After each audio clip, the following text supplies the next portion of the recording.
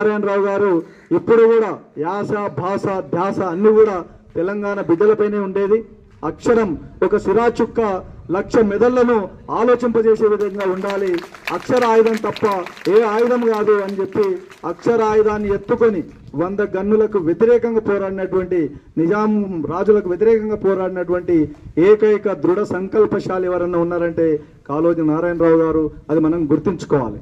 మరి కాళోజీ గారు ఎప్పుడు కూడా ఏం చెప్పేది అంటే, మరి ఎవడైతే అన్యాయాన్ని వ్యతిరేకిస్తాడో, ఎవడైతే అన్యాయాన్ని ఎదిరిస్తాడో, ఎవడైతే మనకు జరుగుతున్నటువంటి అన్యాక్రాంతంగా జరుగుతున్నటువంటి విషయాలను వ్యతిరేకిస్తాడో వాడే నా ఆత్మబంధువు తప్ప మిగతా ఎవడూ కాదు అని చెప్పి ఆయన కరాఖండిగా చెప్పినటువంటి వ్యక్తి కాళోజీ నారాయణరావు గారు.